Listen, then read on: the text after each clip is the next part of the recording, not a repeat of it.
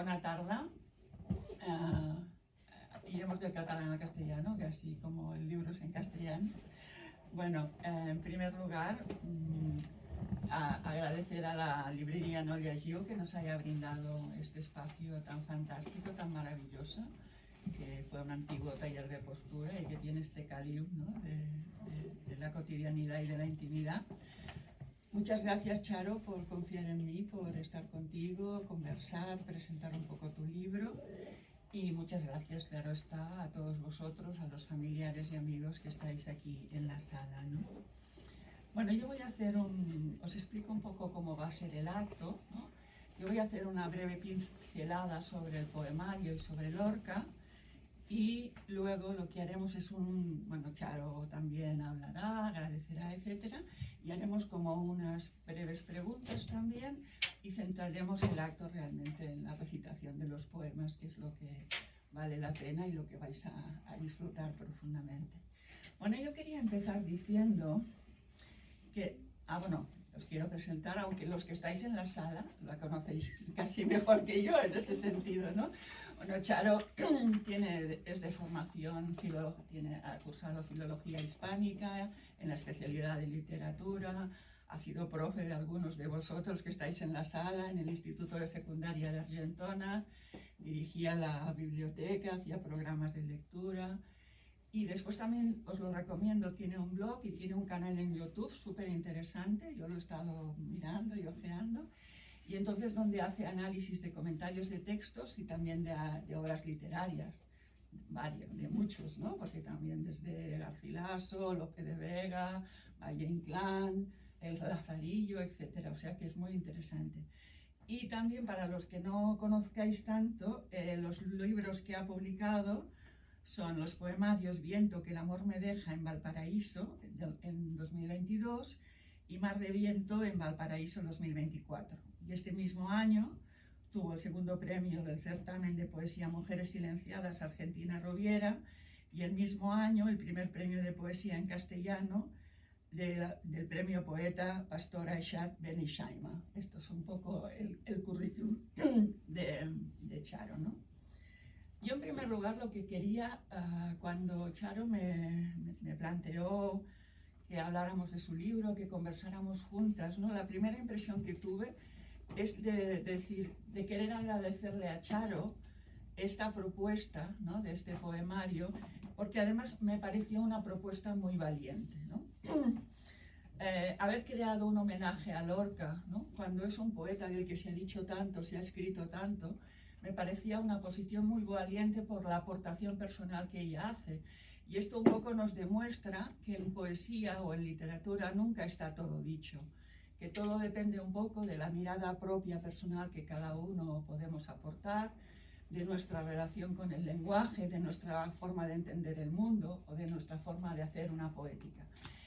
Y en este caso en concreto, además, se da una casuística muy interesante y muy bonita, que es un trasvase y un juego de espejos. Por un lado, a Charo le han influido toda la obra de Lorca, y en el libro, que es un libro bellísimo, ¿no? Que también os lo quería decir, es un libro bellísimo que ha respetado el espíritu de Charo, de los diferentes apartados, con estas páginas en negro, con el color vainilla tan bonito. Es una edición preciosa, ¿no?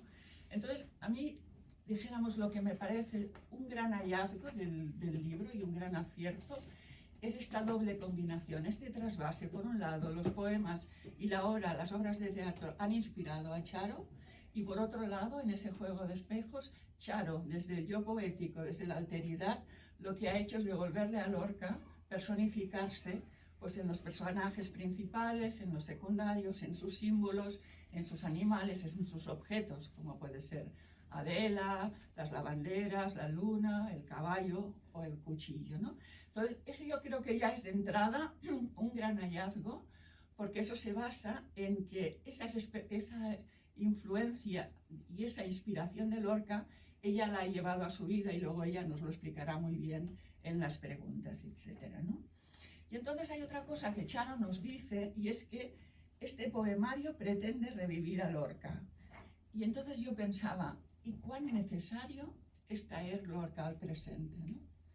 yo te lo agradezco de verdad, porque se habla mucho en pasado. Hace 90 años de su muerte y se habla mucho en pasado de Lorca, o se habla de alguien como de un movimiento anterior, etc. Y yo creo que Lorca, que fue un poeta que construyó un universo propio impresionante, singular, inimitable, ¿no?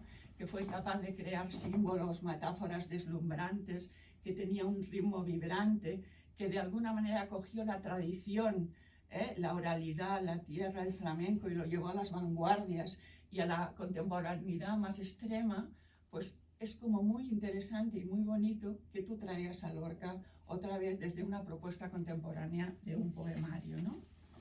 Y entonces, yo también os quería decir que yo me he basado para hacer esta presentación en los poemas de Charo. Es evidente que yo también tengo una pasión por Lorca, que he organizado viajes literarios a Granada, que he recorrido los paisajes que ella también ha recorrido en este poemario, pero me he ido basando en los poemas de Charo. Entonces, a Lorca hay que buscarlo también en el poema de Charo, El Duende, en las canciones, en los dibujos, en las obras de teatro, en la barraca, en sus artículos. Y a mí me gustaba especialmente, porque ella también ha buceado mucho en las conferencias, en los artículos y en las cartas, se nota mucho en el libro este trabajo que ella ha hecho, ¿no? Todo lo que representó la conferencia sobre el juego y la teoría del duende, ¿no? Todos los que estamos aquí más o menos la debemos conocer, pero es muy interesante que en el año 33, de aquí nada va a hacer 100 años, ¿no? En Buenos Aires, realmente Lorca llegó a plantear elementos tan bonitos como lo que puede representar el duende para los poetas. Entonces a mí hay una parte muy bonita de la conferencia que me gusta mucho, es cuando relaciona el ángel, la musa y el duende, ¿no?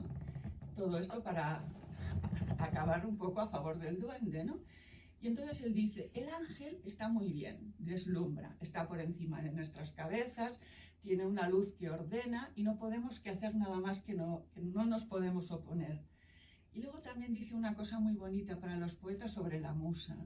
Dice, la musa despierta la inteligencia, pero la inteligencia es un poco enemiga de la poesía, porque los poetas tienen que buscar lo más cotidiano, lo más pequeño, lo más mínimo, no tienen que estar en los laureles, porque si no, de alguna manera, y esto también lo dice Lorca, se les puede pasar que se los coma una hormiga o que les caiga una langosta de arsénico por encima de la cabeza, ¿no?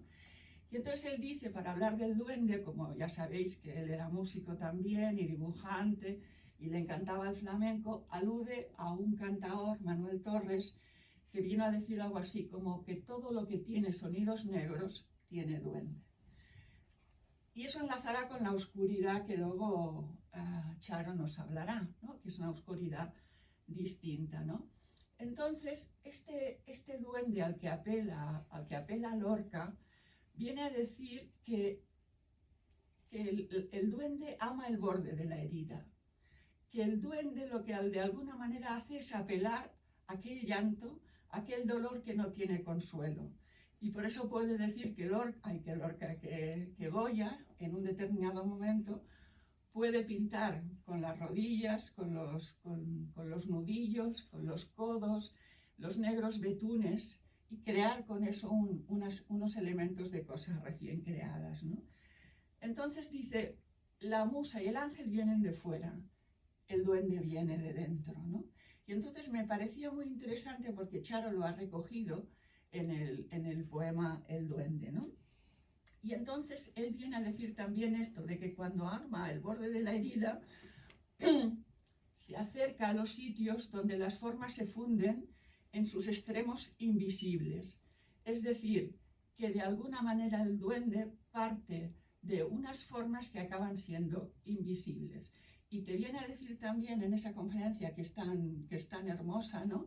Que cuando alguien tiene duende, rompe los estilos, rompe las reglas, rompe las formas y crea cosas nuevas. Y que la lucha del poeta cuando escribimos no es tanto con la musa o con el ángel, aunque podríamos hacer una gran tradición del ángel, de Rilke y muchas cosas, sino con el duende. Cuando nosotros escribimos, vemos esto va o esto no va, este poema pesa, aquí hay que recortar, aquí hay que quitarle adjetivos, hay que hacer volar el texto, ¿no? Entonces me parecía bien, ¿no?, apelar al Duende de Lorca para hablar de este proyecto tan bonito que Charo ha emprendido y que me parece esta aportación tan personal, ¿no? Pero también quería hablar de Lorca desde otro punto de vista. Esto que hemos hablado de él es desde su punto de vista artístico, pero a mí también me parece muy interesante, y Charo eso en su parte final del poemario lo expresa muy bien, hablar de Lorca desde su posición en el mundo. Es decir, Lorca no solo fue un artista, fue una persona que en sí misma, en su propia esencia, en su poesía, en su forma de vivir, encarnaba la libertad. Desde la forma de ver el amor, desde la forma de estar en contra de la opresión de las mujeres, desde la forma de acercar el teatro al pueblo con la barraca, ¿no? Lorca fue en esencia una persona libre. Y los mismos que lo asesinaron son los mismos que hoy profanan las tumbas de las 13 Rosas, o los mismos que, como por ejemplo, yo fui a presentar mi último libro a la Fundación Miguel Hernández, que está en Quesada, que es el pueblo de Josefina Manresa, y me dijeron, tuvimos que hacer la Fundación de Miguel Hernández aquí en Quesada, porque en Orihuela nos dijeron, los de los partidos de derechas, que no querían a Miguel Hernández ni vivo ni muerto, ¿no? Entonces, hace 90 años de la muerte de Lorca, de ese asesinato, de esa muerte, ¿no? Y eso todavía nos duele, y Charo lo expresa muy bien en esa parte final de Tu sepultura, ¿no? Nos duele la muerte no, nos duele el asesinato de Lorca, nos duele Machado cuando va hacia el exilio para alcanzar la muerte. Me ha gustado mucho que en el poema Tu cara hayas puesto los 2 versos que Machado escribió sobre el poema del crimen en Granada. Eso también es muy bonito. Y de alguna manera, cuando los poetas escribimos, somos herederos también de estas heridas, de la herida universal como seres humanos, pero de las heridas de nuestros poetas anteriores. Y entonces, en ese sentido, me parece muy interesante analizar que la función estética, la función formal y la libertad siempre van unidos, porque los que están en contra de la libertad normalmente siempre reprimen las formas artísticas, o en general, o las que no son figurativas, o las que, bueno, lo sabemos, el arte degenerado, lo sabemos por muchas otras cosas, ¿no?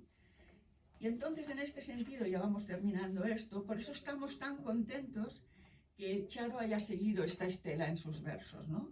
Que de alguna manera traiga a casa a las mujeres lorquianas, sus paisajes, animales y objetos, y que nos devuelva en sus poemas el agua, el diván, las grullas, las lavanderas, etc. También es muy interesante cómo Charo ha adaptado en esa inspiración, cuando hablaba de romances, hacia pues, los versos más cortos, o sea que de alguna manera es una inspiración genérica, pero también formal. Y entonces decía que Charo también, hay una cosa que me gusta mucho del libro, que es esa incorporación de las citas, ¿no? Porque Charo es poeta y es filóloga, y entonces, bueno, eso lo compartimos, ¿no? Las dos somos poetas y filólogas. Y normalmente hay ese ramalazo, ¿no?, entre la tensión creadora y la tensión del rigor, de la precisión, de la fuente y del dato, ¿no? Entonces, para escribir un poema eso no va bien, o sea, porque hay que dejarse ir, ¿no? Hay que hacerlo. Pero en cambio, Charo lo ha hecho muy bien, porque, por ejemplo, cuando hace el poema y habla de la roja, ¿no?, de la Alhambra, etcétera, pues luego nos pone la cita y nos pone todos los anteriores y los orígenes. Son unas citas que no apabullan, que no molestan, que aclaran, que son bonitas. Ahí la filóloga lo único que ha hecho es ponerse al servicio de la poeta, y esto está muy bien, es muy bonito. Yo te felicito por haber incorporado las citas, ¿no? Y después también, esto ya lo decíamos antes, lo más bonito del libro para mí es que lo dices en el prólogo, que el prólogo es fantástico, es un río que llevo dentro, ¿no? Que lo tienes interiorizado, vivido tú a Lorca, que tú has seguido el conjunto de tu vida amando a Lorca, y eso se nota, se palpa. Es un poemario que fluye la verdad, la naturalidad, como el propio agua, como el propio diván, y en ese sentido, pues yo te quiero felicitar, Charo. Muchas gracias por tu poemario. Ahora.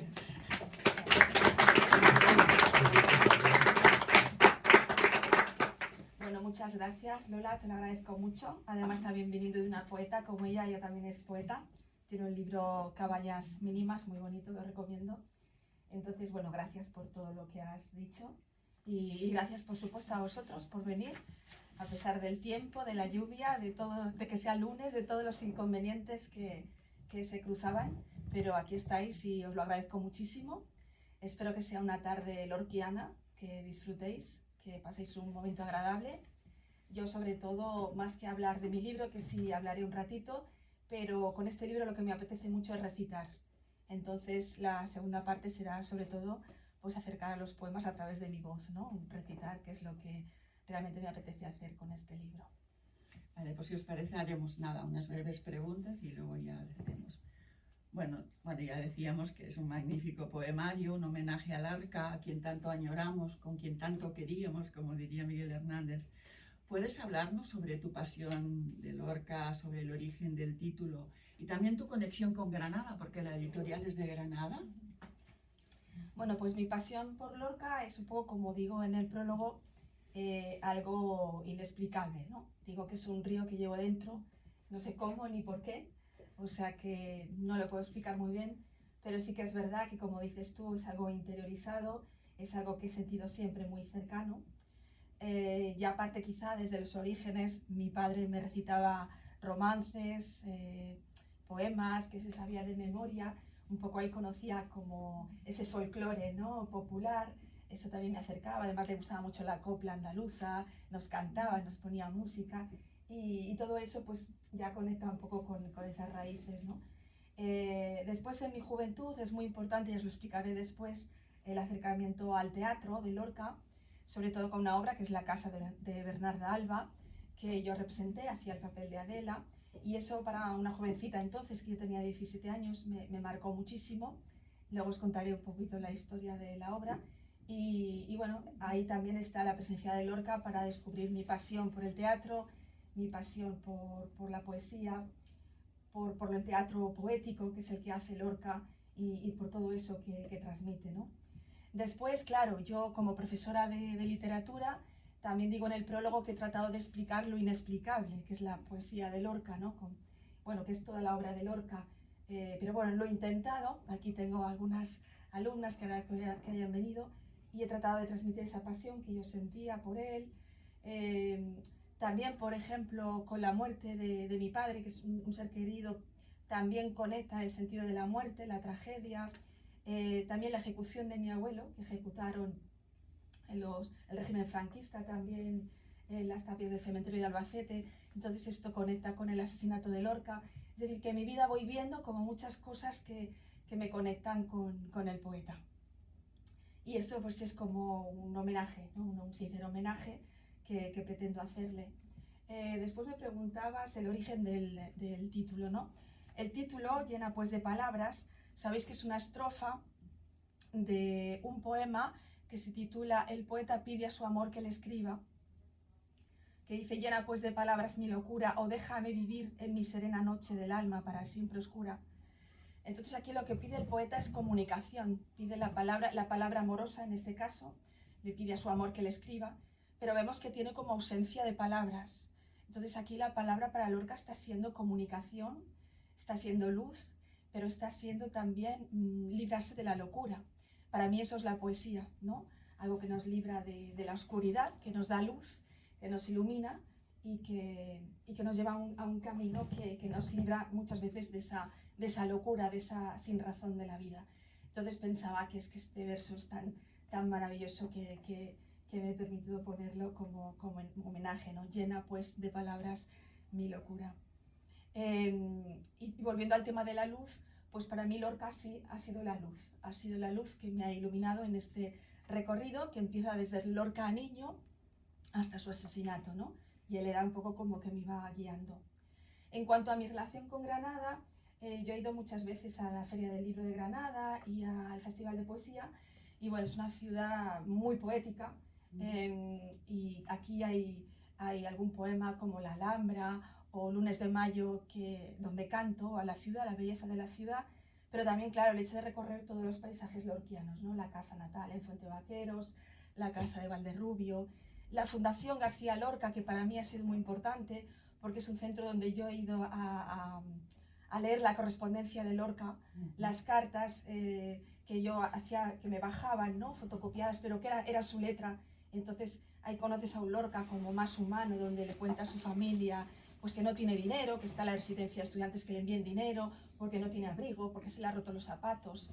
O el padre que le dice, pues ya puedes regresar a Granada y tal, y él le dice, no, que yo confiar en mí, que no me queráis romper las alas, que yo os aseguro que volaré alto. Bueno, entonces el ver todo eso, que también lo hace más humano, pues me acercaba muchísimo al poeta. Y Granada, cómo no voy a agradecerle que me haya publicado ya 3 poemarios que son de editoriales de Granada, ¿no? Bueno, como ya más o menos ya has avanzado lo del tema de la infancia, que te lo iba a preguntar ahora y tal, creo que es bonito eso que has dicho, que Lorca te libraba de la locura, pero en el prólogo tú también hablas de otro tipo de locura, que es la locura de la escritura y la soledad. O sea que aquí también tenemos un poco la paradoja. O sea, la poesía te libra de otras locuras, pero al mismo tiempo no deja de ser un punto, un elemento también de refugio, de locura propia, porque los que escribimos estamos siempre en un mundo como mis hijos dicen, la mamá está al seu món, ¿sabes? O sea, es como si estuviera en otra situación. A mí también me lo dicen. Bueno, entonces como ya has hablado un poquito, que eso es muy bonito, porque todo lo que vivimos desde la infancia como una cosa natural, como una cosa afectiva, es muy bonita. Yo, por ejemplo, también digo siempre, a mí me encanta el cine, ¿no? Y la gente dice, uy, tú sabes los directores, las películas, digo, pero es emocional, porque mi madre nos llevaba 2 días a la semana al cine. Y me recuerda esa frase del Cabrera Infante que le decía a los niños, cine o sardina, y los niños decían cine, ¿no? Entonces a ti te ha pasado lo mismo, el hecho de que tu padre te leyera los romances, las coplas, los que estamos aquí somos, menos los muy jóvenes, también tenemos esa tradición de las coplas, de la radio, etc. Pero volviendo un poco a eso que decías, que se nota mucho ese trabajo que has hecho de ir a ver las cartas, las conferencias, etc. Todo este proceso que se ve, ¿sabes lo que es bonito?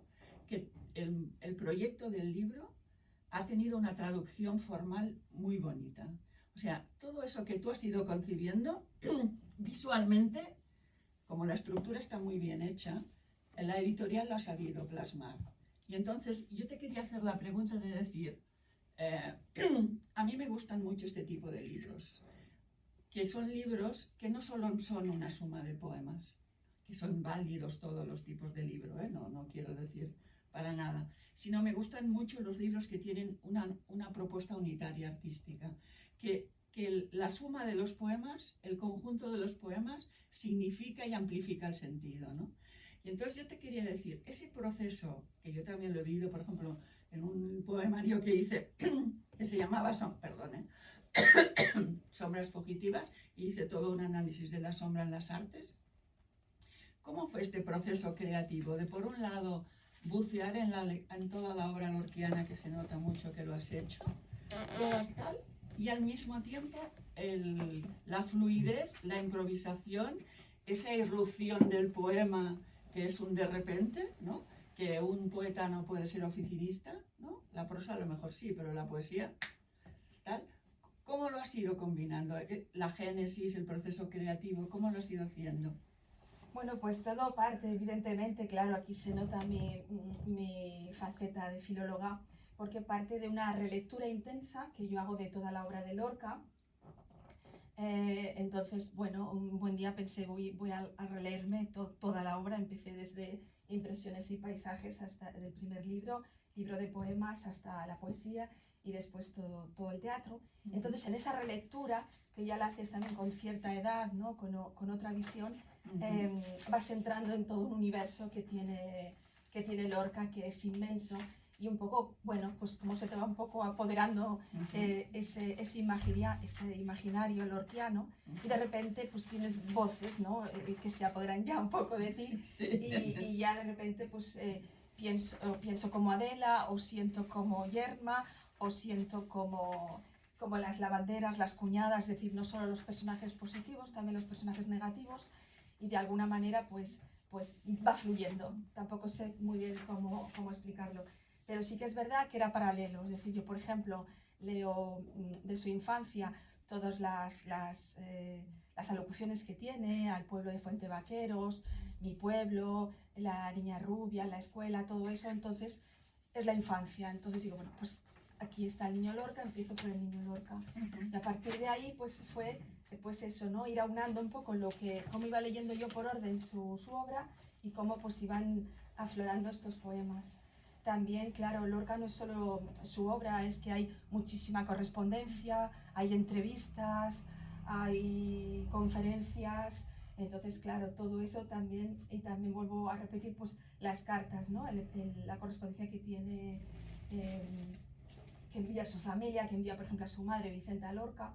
Bueno, pues todo esto va haciendo, ¿no? Que fluya. Y era muy importante para mí poner las citas porque necesitaba de alguna manera aclarar, ¿no? Como aclarar cosas. Lo veía como una ayuda al lector.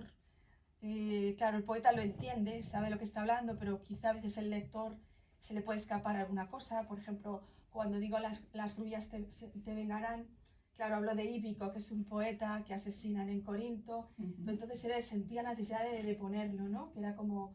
O también que el homenaje prosigue en las citas, cuando cito sus palabras propias, ¿no? En entrevistas, en charlas, ahí también es parte del homenaje, que se vuelve a oír la voz de Lorca diciendo eso. No, es muy bonita esa intertextualidad, la verdad es que funciona muy bien. Bueno, vamos al teatro, sí. Vamos al teatro, porque además en este caso es una pasión común, estos días que hablábamos juntas, las dos hemos estudiado, las dos hemos hecho dramaturgia, las dos hemos representado y las dos hemos vinculado a algunas relaciones amorosas también al teatro. ¿Nos lo explicas un poco esto? Sí, del teatro os quiero hacer una breve pincelada, espero ser breve de alguna cosa de las obras más importantes, ¿no? Para explicaros por qué afluyen estos poemas en cada obra. Por ejemplo, de Mariana Pineda, que es esta mujer que asesinan, que ejecutan por garrote vil, por defender la causa liberal. Claro, Lorca está viendo ahí la mujer que defiende la libertad, que no va a delatar a estos liberales, a sus compañeros, y va hacia la muerte. Entonces, claro, ya me inspiraba poemas como Yo sueño que estoy aquí, que luego lo recitaré, donde conecto el asesinato de esta mujer con el asesinato del propio Lorca cuando dice qué delito cometí. Y también, por ejemplo, con Segismundo en la obra de La vida de sueño, ¿no? Es decir, que de alguna manera iba conectando cosas. En Doña Rosita la soltera, por ejemplo, me gustaba muchísimo la relación de Lorca con Barcelona. Me permitía hablar del amor de Lorca por Barcelona. De hecho, tengo un poema que se llama La Rambla, porque esta obra se representa en Barcelona, en un teatro de Barcelona. Él hace una conferencia en el Ateneo barcelonés, lo representa Margarita Xirgu, que es una actriz catalana, y él hace una conferencia para las floristas de la Rambla de Barcelona, diciendo que es la calle más alegre del mundo y que ojalá no se acabara nunca. Entonces, claro, yo, ¿no? como barcelonesa que soy, me gustaba también sentir ese amor que tenía por la ciudad, así como luego, por ejemplo, por Cadaqués también.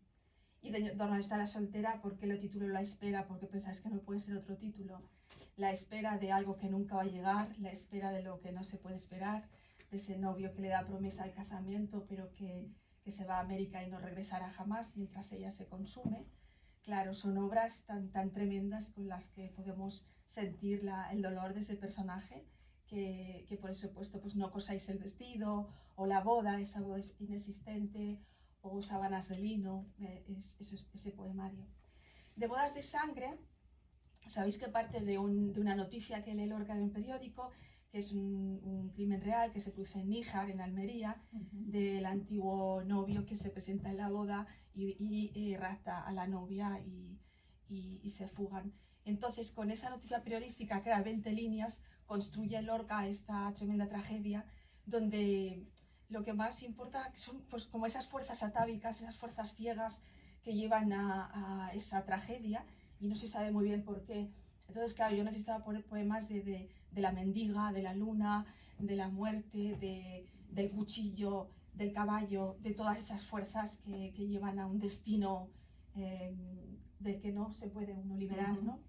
Y por último llegamos a La casa de Bernarda Alba. Para mí es muy importante esta obra, ya conecta con algo muy vital, porque yo en COU, que tenía 17 años, represento a Adela.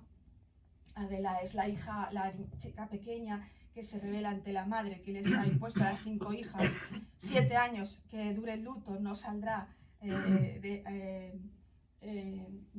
ni el aire, ¿no?, por la puerta de la calle. Pues imaginaos esta chica que tiene estas ganas de vivir, que se encuentra con esa madre dominadora y enamorada de un hombre que nunca aparece, ¿no?, pero que está ahí.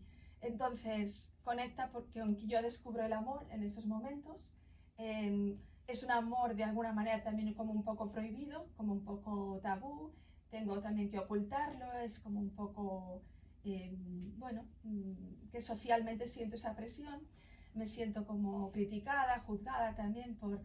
Yo estaba en una clase todo de chicas, de mujeres, y entonces, pues bueno, yo no es que represente a Adela, es que yo soy Adela. Yo ahí en ese momento soy Adela revelándome ante todo, y por eso salgo al escenario y digo, aquí se acabaron las voces de presidio, esto hago yo con la vara de la dominadora y la rompo en medio del escenario, y entonces, porque yo me sentía así en ese momento, ¿no? También por otra parte el tema de tener una madre que también no es ni mucho menos Bernarda, pero sí que es dominadora y absorbente y todo eso. Entonces en esa edad que yo tenía, esa rebelión la sentía muy, muy fuerte. Hombre, el epígrafe tiene telita, ¿eh? Y a partir de ahí quise ser actriz. A partir de ahí también, por eso también digo que a Lorca le debo mi amor por el teatro, porque a partir de ahí quise ser actriz. Estudié teatro, estudié años de teatro. Es que el teatro tiene esta cosa tan bonita de la palabra en movimiento, ¿no? De que la palabra no solamente no es la oralidad solo de recitar, sino que el cuerpo, ¿no? De pasarlo todo por el cuerpo, de la gestualidad, etcétera. Eso es muy, muy bonito, ¿no? Entonces, ahora que hemos hablado del teatro, tendríamos, porque aunque en la segunda parte está dividido en 7, la estructura está muy bien definida, y aunque la segunda parte está dividida en 7 capítulos, de hecho podríamos agruparlo en estas 3 partes: la infancia, el teatro y luego la última parte, que es la más breve, que solamente tiene 10 poemas, que se llama Tu sepultura. Es una parte breve, pero es una parte muy emocionante. Yo te decía lo del epígrafe porque me sorprendió lo de poner con una viudez, ¿no? Que Sí. ese epígrafe... La viudez de refieres al poema de Eternamente Viuda. Sí. Me sorprendió ese epígrafe. Entonces, en el último, aunque es el último apartado es muy breve, se llama Tu sepultura, y habla directamente del asesinato de Lorca, y un poco los poemas viajan al Mar de la Costa Brava, a la Alhambra, etcétera, ¿no? Y entonces es muy emocionante porque de alguna manera también esas personificaciones donde la poeta dice que las lavanderas no pueden llorar, no pueden lavar la ropa mientras la fuente llora, que las grullas se vengarán, y que ella, que es la paloma blanca, sobrevuela condenada a no poderse posar en el cuerpo querido de Lorca, ¿no? Entonces, eso de alguna manera transmite ese dolor sostenido, ¿no? Y ese dolor que llevamos todos con el asesinato de Lorca. Y entonces, para allá es la última pregunta final, y ya recitas tranquilamente. Yo quería preguntarte, ¿no?, que conmueve ese final, ese llanto sostenido, el tuyo, el nuestro, el de todos. Charo, cuéntanos, ¿querías incidir en la dolorosa ausencia de Lorca, de su duende, de su gracia natural, en estos momentos tan difíciles y tan faltos de poesía? Sí. Fíjate que, bueno, fijaos que el libro parte de un poema que hace un poco como de prólogo, que se titula Solo lo he escrito, y donde dice que toda Granada llora. Entonces empieza con el llanto, y va a ser evidentemente un llanto sostenido, porque va a acabar con esa fuente que se llama Ainadamar, que también está llorando, y las lavanderas no pueden lavar porque la fuente llora. Es decir, que abre y cierra con ese llanto, que evidentemente es el asesinato de Lorca, como representando también que es el asesinato de la poesía, no solo de Lorca, es de la poesía, y es, como he dicho, de todos los que ejecutaron en el régimen franquista, ¿no? Entonces, por ejemplo, hay un poema que se llama Una Dalia, donde la voz poética parece directamente responderle a Lorca, porque él dice: ¿no viste por el aire transparente una dalia de penas y alegrías que te mandó mi corazón caliente? Y el poema responde: no vi cómo tu corazón se quedó atrapado y el mar dejó de moverse. Entonces aquí hablo de que no pudimos presentir esa muerte, no vimos venir esa muerte, pero aunque lo hubiéramos visto, tampoco hubiéramos podido hacer nada, ¿no? Por tanto, la impotencia de no poder hacer nada. Aquí utilizo el elemento vegetal, que es una dalia, que lo utiliza muchísimo las flores, ¿no? Como en el lenguaje de las flores, y la dalia es la amargura, ¿no? Pero también aparece el elemento vegetal, el elemento animal, perdón, cuando aparecen las grullas, te vengarán las grullas, o la paloma, esa paloma que sobrevuela y que no encuentra el cuerpo del poeta. De alguna manera, pues tenía que aparecer eso al final. Y por ejemplo, el último poema, Aina Damar, es una fuente que tiene forma de lágrima o de ojo, y que además, pues este nombre árabe, Aina Damar, significa la fuente de las lágrimas. Entonces, como que la fuente llora. Y claro, es el lugar donde no solo asesinan a Lorca, sino que era lugar típico de ejecuciones. Que la fuente esté llorando allí, donde puede ser que esté el cuerpo de Lorca, me parecía que era como muy motivo para cerrar esa parte. Y además, fijaos que acaba con una frase que demuestra lo que es Lorca, porque dice: mi corazón reposa junto a la fuente fría. Estas son palabras de Lorca. Entonces tú piensas, está diciendo el poeta: mi corazón reposa junto a la fuente fría. Y es cierto, y es cierto. Entonces este poder que él tiene como adivinatorio de presagiar su muerte, como por ejemplo cuando en Poeta en Nueva York dice: habrá 3 cuerpos y no me encontrarán, no me encontrarán. Pero lo vemos en versos como este, ¿no? Por eso quería cerrarlo con eso, porque esta capacidad así como adivinatoria que está presagiando constantemente en su poemario la muerte. También quería comentaros que, por ejemplo, he traído una carta, para que me dé suerte la presentación, que es una carta de Lorca. Entonces veis esta letra que tenía Lorca. Esta es una fotocopia, pero claro, es que es su letra y te acerca más. Esto es una carta en Nueva York que escribe en junio de 1929, que yo me pude llevar una fotocopia. Y esta carta, por ejemplo, me inspira el poema Noveno Piso, que es un poema donde me pongo en la voz de Vicenta Lorca. Hay un libro también muy bonito aquí. Es este. Cartas de Vicenta Lorca a su hijo Federico, también, que lo publicaron, ahora no se encuentra este libro.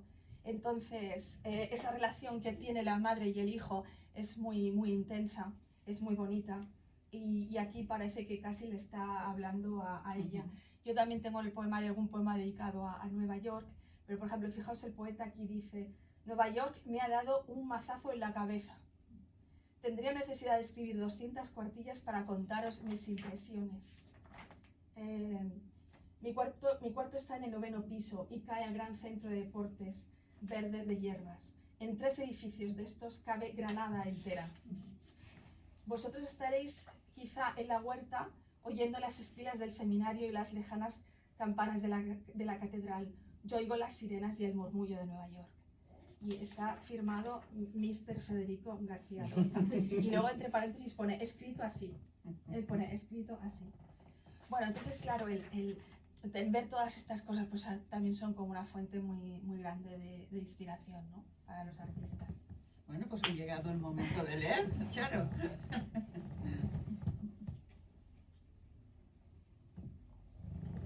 No sé cómo vamos de tiempo. Bien, porque vamos muy bien. ¿Vamos bien? Vale, porque yo había dicho que quería hablar poco del libro y recitar más, y no sé si hemos hablado demasiado, pero bueno. Lo tiene que decir el público. Muy interesante lo que habéis visto, o sea, no está de más. Entonces, yo ahora sobre todo quiero recitaros, y empezaré un poquito por orden, pues desde cómo se abre el libro hasta poemas representativos que he elegido de esas distintas obras. Entonces me voy a levantar, porque no sé recitar sentada, porque yo creo que recitar pues también tiene algo como de teatro, y para mí aquí, por ejemplo, cuando me pongo en la piel de Adela o de otros personajes, pues para mí es como también escenificar, ¿no? De alguna manera esto me ha permitido de nuevo hacer teatro, ¿no? Escenificar. Solo lo he escrito. y toda Granada llora, llora el río y la alameda, los cipreses tan tristones y con su llanto la vega. Y toda Granada llora, y aún a callarse no llega, ni 1000 años que pasen desde aquella triste nueva. Lloran los pájaros mohínos y la luna con su vela, con su afligido ramo de nardos que inunda de lágrimas la tierra. Llora el día y la noche que íntima todo presencia. Llena pues de palabras tanto dolor, solo lo escrito consuela.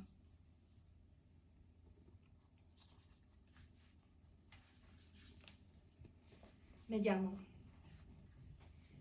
Federico. Un poco grande el nombre para mi cuerpo aún chico. Me llamo Federico, pero pronto poeta me llamaré, y agua, luna, fuego y corcel. Pronto poeta seré, como el que nace cojo, como el que nace ciego. Sin remedio viviré, ya para mis versos para él, para este nombre que llevo escrito en la piel. Mi prima sueña con barcos de papel, yo sueño ser un día dulce como la miel, subir al escenario, dar voz a la mujer, al negro y al gitano, a todos los seres que aún nombre no pueden tener, y que yo, niño aún chico, me quiero aprender. Mi prima me sueña, yo sueño también. Momentos. Un paseo, una tienda, un recreo, un mar y una calle donde juego con otras niñas a inventar. En la playa una brisa que mis trenzas acaricia. El sol, el aire, la arena que con las niñas juegan. En el patio un columpio que solo se balancea.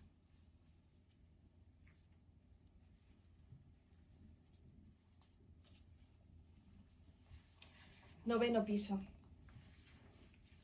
Dices que tu cuarto está en el 9º piso y desde allí, hijo mío, ves el verde campo de deportes. Hablas de la inmensidad de los rascacielos, las miles de luces y los ríos de autos, y cabe Granada entera en 3 edificios.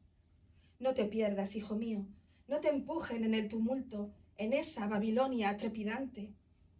Sabes que Granada, pequeña, diminuta, es una caracola sonora que espera tus aguas.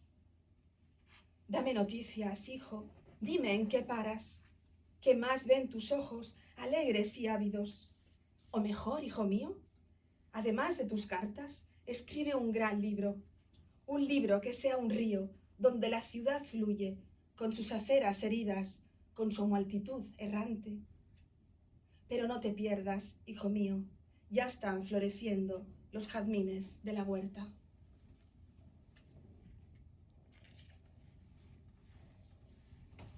Certezas. Alma, ¿necesitas que te recuerde que ya no eres pequeñita? ¿Que has abierto las puertas? ¿Que has roto las etiquetas? ¿Que has entrado en vastos territorios?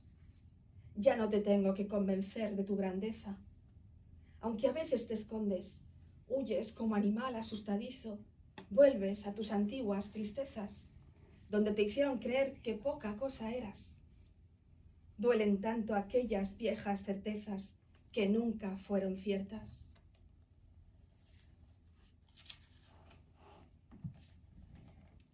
De Mariana Pineda. ¿Qué crimen cometí? ¿Por qué me matan? ¿Dónde está la razón de la justicia? Mariana Pineda. Yo sueño que estoy aquí. ¿Qué crimen cometí contra vosotros naciendo? ¿No nacieron las flores, los árboles, los pájaros por el cielo? Yo era igual que ellos. Solo dejé perfume en el campo, ramas y raíces extendidas en mi tierra. Solo quise con palabras volar alto, con la poesía elevarme, con el agua fluir y con versos de llanto hacer un nido de cera y miel. ¿Qué delito cometí si solo bordé versos para celebrar la alegría de vivir, el dolor de morir, la pena de no poder ser tantas veces el que quise, la verdad de ser el que tantas veces fui? qué crimen cometí. Contra vosotros no nací, de estas prisiones cargado. Me pusisteis un yugo en la voz, que era voz de enamorado.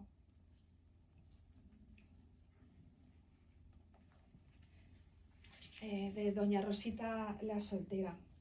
Una cita que dice: es querer y no encontrar el cuerpo, es llorar y no saber por quién se llora, es suspirar por alguien que uno sabe que no se merece los suspiros.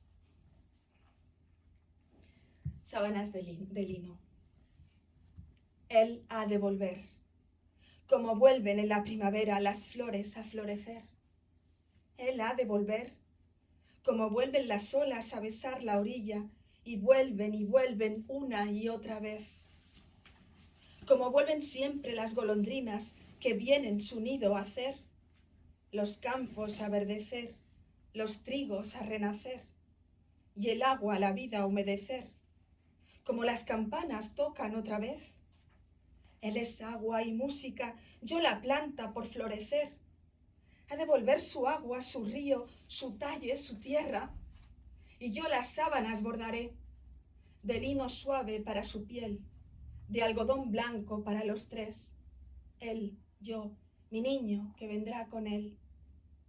No me digáis que no vale la pena coser y coser, enhebrar los hilos, cada día tejer, y por la noche sola todo destejer, las ilusiones, la espera, para que estas sábanas no se acaben nunca. Grabaré su nombre en ellas, con ramas y hojas, las plancharé con agua, de azahar y de rosas, cuando yo ya sienta que él ha de volver.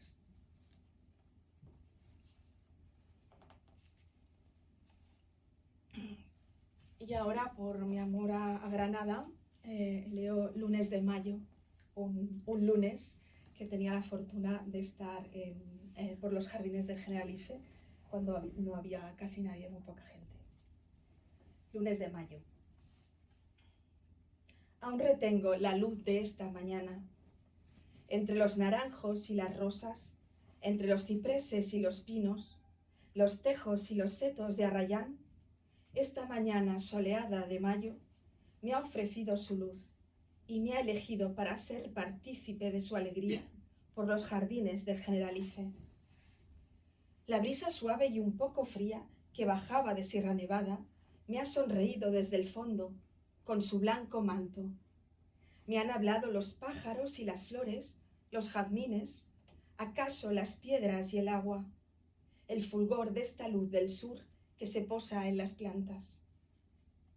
Hay en la vida ocasiones de cielos tan puros y azules que parecen enmarcarnos en su escenario para darnos sentido, brillando como puntos diminutos en el verde paisaje. Es la soledad entonces un canto de agua en las acequias, un pájaro que bebe entre las piedras y pesa tan poco como una pluma, duele tan poco como la caricia del tibio aire de esta mañana de lunes tan distinta a otras vividas. Cuesta poco ser feliz en ocasiones, cerrar los ojos y oír solo el latido interior que vive y respira, uno más entre los seres que habitan los jardines del aire. Ahora, en mi estancia, cuando la noche ya ha caído, aún retengo entre las sombras la luz de esta mañana.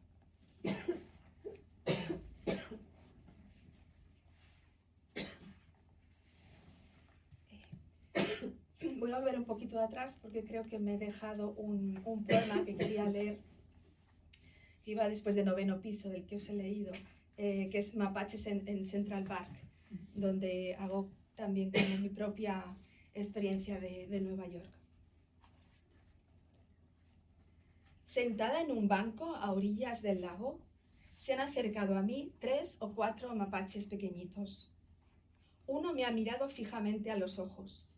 Sabe, como yo, que no soy de aquí, que estoy de paso, que mi mundo es muy distinto a este que se arrastra por inmensas avenidas, por enormes rascacielos.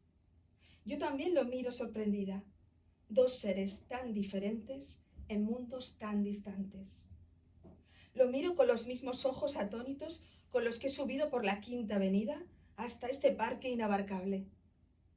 No he podido estos días escribir un solo verso, leer una sola línea, únicamente abrir los ojos para absorber tantas luces, edificios, altísimos miradores, anuncios, señales, multitudes. Soy como el mapache en esta gran ciudad ombligo, que engulle y secuestra, enmudece y agota todos los sentidos. He mirado hacia un cielo que formaba un ángulo insólito, entre los intrépidos rascacielos, un fragmento geométrico, milimetrado, enmarcado, que no es el que me despierta cada día. He dicho adiós a los mapaches que corrían a esconderse entre las rocas del lago, adiós a la ciudad que he podido por fin visitar, en contra de lo que escribí un día en un poema. De tanto observarlos me he quedado sin tiempo y he corrido hacia el hotel, las maletas, el avión, la aduana, el taxi. Ahora, en mi pequeña estancia, he olvidado el tamaño de las cosas. En mi cielo azul mediterráneo, trato de revivir de nuevo el fulgor de esa extraña ciudad, que me regaló un cielo de un azul desconocido, hecho de colores que jamás podré crear en la paleta de mi caja de acuarelas.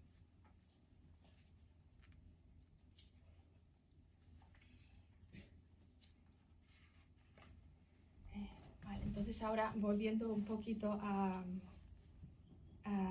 Doña Rosita la soltera, voy a leer el poema No respondes. Amado, está la noche oscura, tan oscura ya, tan lejano el tiempo. Si nos unió la vida, los días, las señales, el fuego, los cristales, ¿por qué está tan oscura la noche? ¿Por qué solo me guía la luz de mis versos, donde el amor no tiene más rostro que el del recuerdo, y perdió las moradas, las señas, los retratos, las cartas, las huellas, la dirección por donde buscarte esta noche, amado, tan oscura ya? ¿Por qué está tan oscura la noche?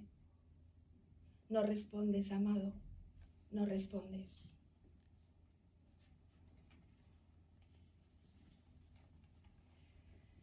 De Doña Rosita la soltera también, la boda. Esa boda no fue real, pero no siempre se escribe sobre lo real. A veces es lo soñado lo que se impone, lo que nos hace dudar, lo que tal vez pasó, lo que pasaría si, lo que no dejamos que pasara. Y a veces eso es más fuerte, más intenso que los caminos que un día pisamos.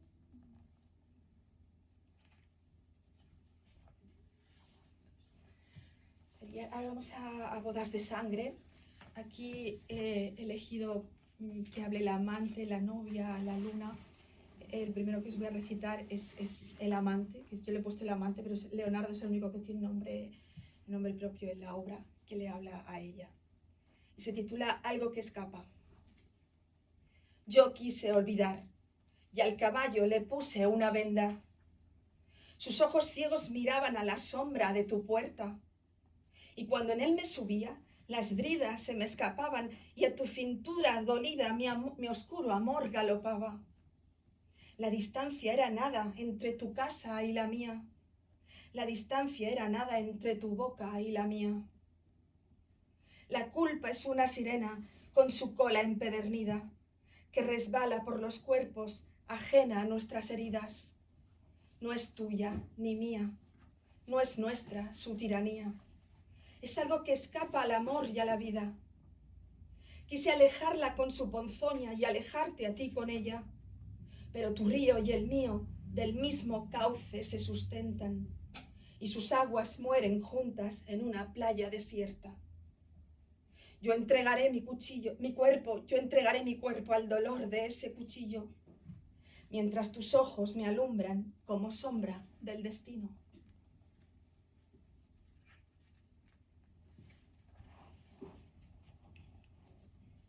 De la luna, luna sedienta. Soy cisne, soy cuchillo, soy plata, metal cortante, agua de aljibe y estanque, reflejo mortal del lago.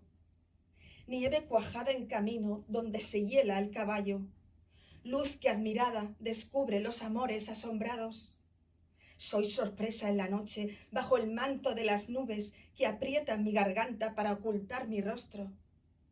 Mis mejillas ávidas de color rojo, de besos y carne que corre abrazada. Dadme los besos, los cuerpos desnudos. Yo haré con ellos collares al alba. Mi corazón frío y mudo es duro como las cadenas que os persiguen en la noche, como los ojos que con envidia os miran, como las manos portadoras de la ira. Voy a alumbrar las piedras, juro que voy a alumbrar las piedras.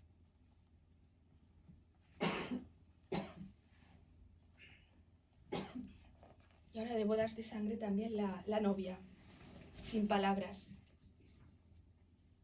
Háblame con el silencio de las manos, solo este ya entiendo en el filo de la noche.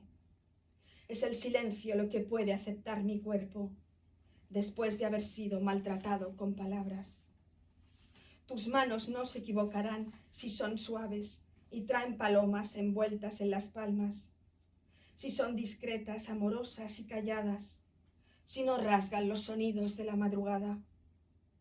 Solo así háblame, con el lenguaje que no oculta nada, el del árbol, el del río, el de la brisa temprana. Tú y yo no nos amamos ya con palabras.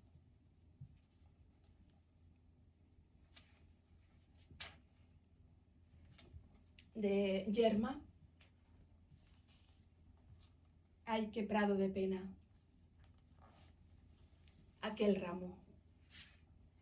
Amarga adelfa, naranjo amargo, azar blanco, blanco silencio. ¿Quién puso silencio a mi blanca boca? Áspero tomillo de un lejano sueño. ¿Quién puso aliño agrio en mi blanco pecho? Comí las rosas de tu deseo y eran adelfas de tu veneno.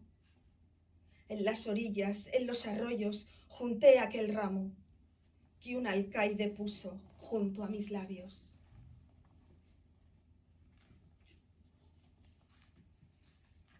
La casa de Bernarda Alba. Haceros cuenta que hemos tapiado puertas y ventanas. Mi voz.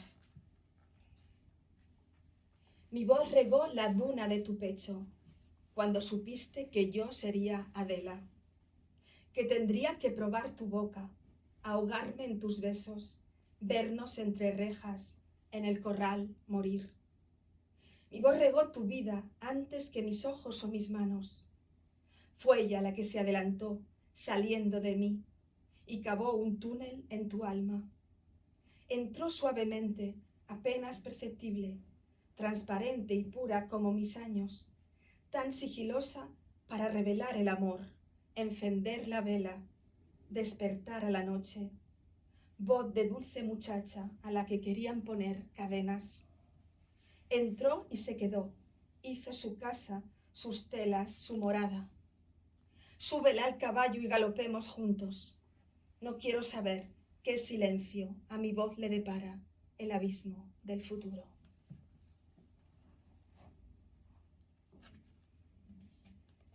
Ahora en el vestido verde es la voz poética la que le habla a Adela.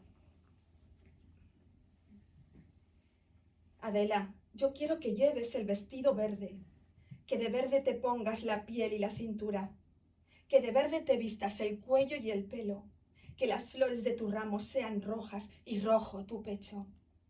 Y en el corral de tu deseo cumplas tu libertad, como potro libre de su tormento. Quiero que de novia vistas el verde de tu velo, con el vestido que no pudiste ceñir a tu cuerpo. Porque son verdes las palabras con las que te liberas. Porque tu muerte es la de todas y es lamento tu vestido negro. Porque duele no verte con el verde puesto, ver el negro traje de tu sepultura, flor tierna, carne tierna y ya toda tan de negro. Adela, vístete tu vestido, no aprendas a respetar el luto, nunca lo tiñas de negro. y la corona de espinas no rodee tu cabello.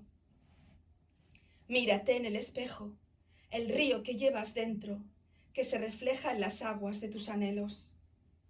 Vístete de esperanza para el retrato, el que para siempre impreso quedará en mi recuerdo.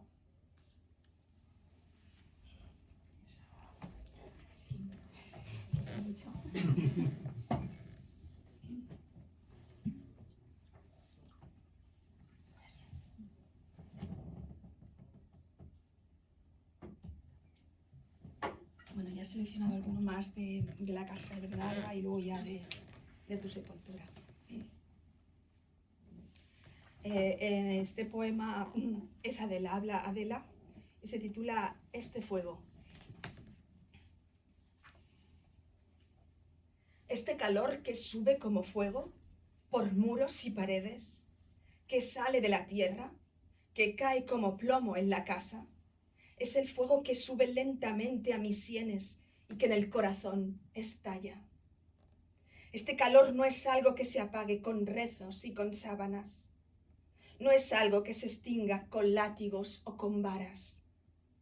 Es calor que en mi cuerpo ha hecho su morada, para que no se me pongan frías mis carnes blancas. Es calor que incendia puertas y ventanas. Dejad el balcón abierto para mi corazón en llamas. Otro deseo no quiero para mi cuerpo en llagas, solo la noche oscura que hacia él me guiaba.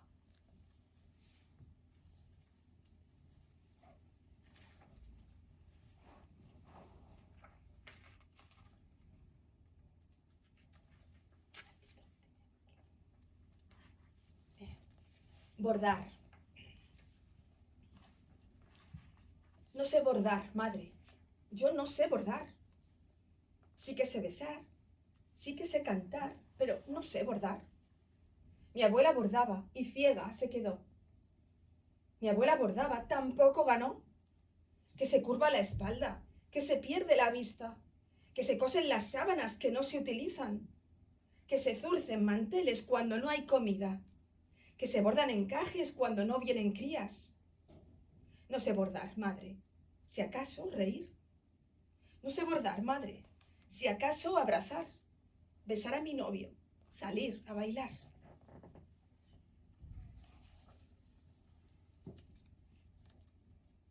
Y ahora ya de tu sepultura. El poeta en Sonetos del Amor Oscuro dice, es el poema titulado Una dalia. Y el poeta dice, ¿no viste por el aire transparente una dalia de penas y alegrías que te mandó mi corazón caliente? No vi cómo tu corazón se quedó atrapado y el mar dejó de moverse. No oí tu corazón aún caliente, ni me llegó el perfume de las dalias, ni tus penas y alegrías tronchadas como tallos de azucenas. Y si hubiera oído tus latidos, si hubiera olido el aroma, ¿cómo detener el aire? ¿Cómo detener la madrugada, el tiempo, los días, las desgracias? ¿Cómo conservar tus versos intactos, puros, mientras la amapola se desangra?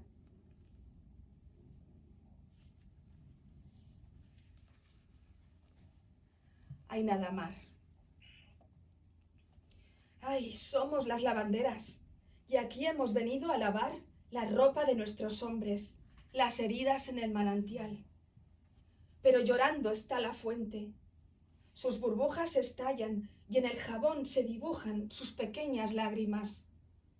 Ay, somos las lavanderas, y en los barreños el ojo del agua ve solo un mal sueño, el sueño de muerte que han dejado en sus piedras. Ay, fuente grande, ay, pena honda, no podemos lavar nuestra humilde ropa mientras la fuente llora.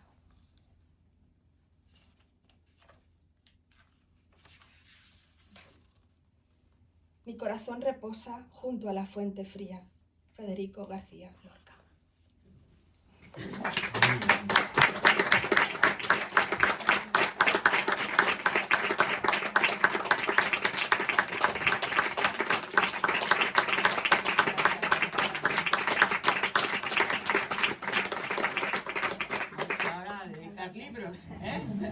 Bueno, si quieren intervenir o hacer una No, pregunta cualquier cosa, sí.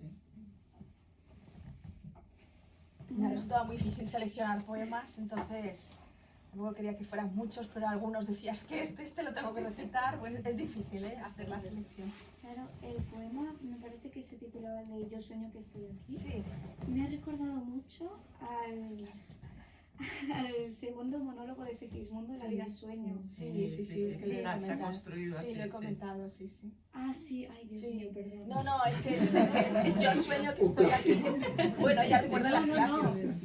Recuerda mis clases de la vida sueño. Claro. Sí, es que se titula Yo sueño que estoy aquí, que es el monólogo de Segismundo. Pero lo conecto con, claro, cuando Segismundo se pregunta qué delito cometí, pues también lo está preguntando ahí el propio Lorca. Claro. Y también lo pregunta Mariana Pineda, porque también la ejecutan. Entonces, de alguna manera, estos como todos inocentes, ¿no? Seres inocentes que encuentran la muerte injusta, pues de alguna manera los he unido ahí a través del monólogo de Segismundo. Es una obra que me apasiona porque también sale en otro poemario, o sea que... Sí. No sé, me ha parecido la verdad fascinante. No sé, juntar tanta poesía, tanta cultura y a la vez pues dos escritores tan grandes en un solo libro y encima con tu propia influencia, con tu manera de escribir y tu experiencia. La verdad es que es una obra de arte. Muchas gracias. Bueno, gracias por venir a vosotros los jóvenes, que es lo que siempre me ilusiona, que haya gente joven, ¿no? Para desmentir eso de que nos gusta la poesía. No, la poesía, yo creo que a todo el mundo le gusta la poesía, solo que no todo el mundo ha encontrado su poema. Sí, es verdad.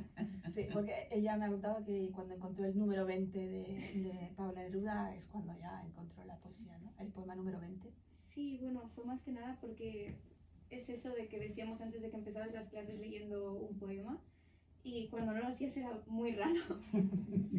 Y empezaste un día leyendo el poema 20 de Neruda y yo lo vi ahí y dije, bueno, no será para tanto, hasta que lo leíste y yo me eché a llorar a gota gorda.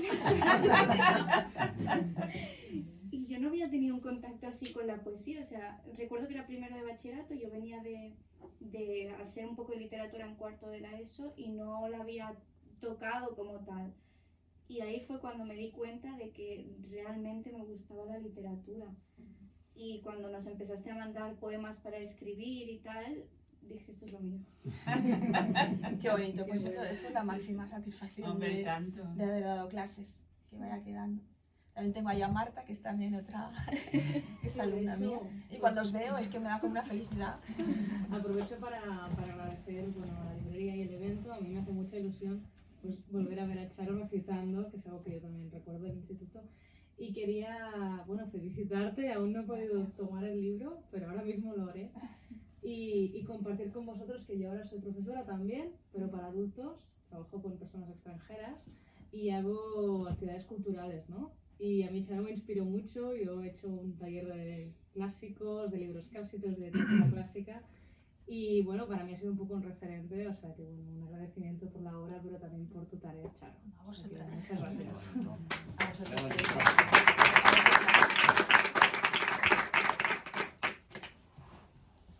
Bueno, podéis preguntar más cositas si queréis, o opinar o comentar algún poema que... Si hay alguno que teníais que hubierais querido que recitara y no ha entrado, pues otra ocasión será. Y ahora lo que me hace mucha ilusión es que podré ir, cuando vaya a Granada, haré esta presentación en la Biblioteca Federico García Lorca de Fuente Vaqueros. Entonces conocí allí una chica que nos hicimos bastante amigas, ella vive en Fuente Vaqueros. Y entonces pues ya me está organizando y ya me han dicho, sí, Charo, ven, que te esperamos, tal. Y eso pues me hace mucha ilusión que sea en la biblioteca donde él hizo sus conferencias y todo. Sí. Era muy bonito. Era bonito. ¿Querías decir algo? Sí, respecto al diseño del libro, o sea, he podido ver una diferencia respecto a tus otros dos libros y tal, también por el cambio editorial, pero ¿lo has escogido tú, el formato y todo? No, todo ha sido la editorial. ¿Sí? Sí, todo ha sido la editorial.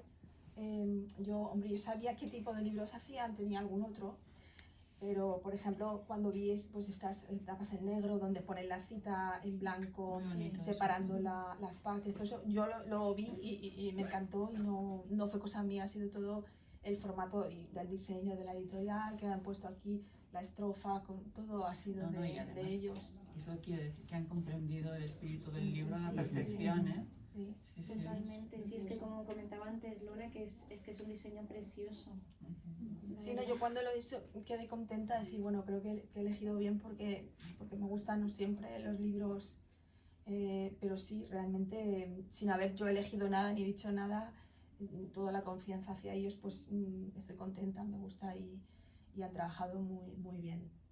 También siempre mandándome todo y a ver si yo estaba de acuerdo y muy bien. Pero bueno, que ya os digo, es otra editorial también de Granada. O sea que, sí. Bueno, ¿queréis comentar alguna cosita más? ¿No? Pues espero que hayáis pasado una tarde agradable, que os hayáis olvidado de la lluvia y del mal tiempo. Y que, bueno, que nos veamos en próximas ocasiones. Lo que me haría muchísima ilusión, además de hacer una presentación así como esta, es hacer como un pequeño espectáculo. Es decir, a esto pues ponerle música, si consigo pues alguien que toque el piano y la guitarra. Y en la librería Byron, que algunos vinisteis, ya hice una cosa así a piano, pero ahora me encantaría que, bueno, pues alguien tocara la guitarra y hubiera un recitado y hacer algo así que unise la música y el recitado, me gustaría mucho y también estoy en ello, a ver si lo puedo hacer en la sala Byron o algo así. Sí, sí, me gustaría algo más también que uniese más disciplinas, ¿no? A ver si Quedaría muy también bien. puedo Yo también hice conseguirlo. de Adela con Lola. Sí. También en Adela, La casa de verdad. La Adela representamos. interpretamos. La Ella era la verdad. ¡Silencio! Bueno, aquí tengo una compañera que estuvo en la obra, Ana, y ella hacía de criada y también compartimos eso Yo hice de juntas. Adela como tú. Y más cosas. Me repartieron el papel, ¿eh? No es que yo lo elegí. Bueno, es que tenías postura de Bueno, y autoridad.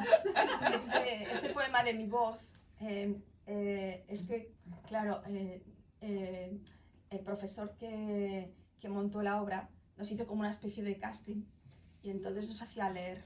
Y cuando yo leí, me dijo, tú eres Adela, vas a hacer de Adela. Porque yo leí otro personaje. Dijo, no, tú eres Adela. Entonces por eso he puesto mi voz, regó la luna de tu pecho cuando supiste que yo sería Adela, ¿no?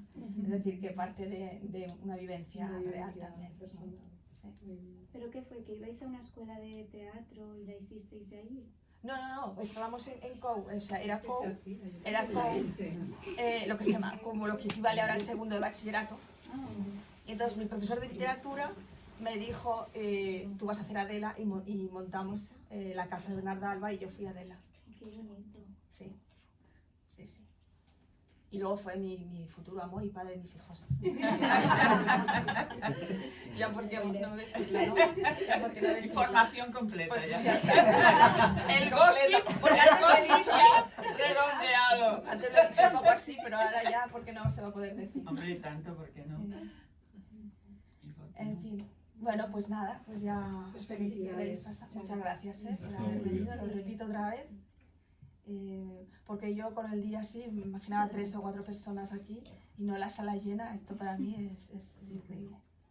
Tú decías que habíamos hablado mucho. No, vamos bien, ahora ya pues Vamos, sí, hasta las 8 ahora ya podemos firmar y esto Por eso y que ya está. no ha dado tiempo de todo. Claro, ¿no? sí. Bueno, muchas gracias. Por supuesto, pues si queréis que firme cosas.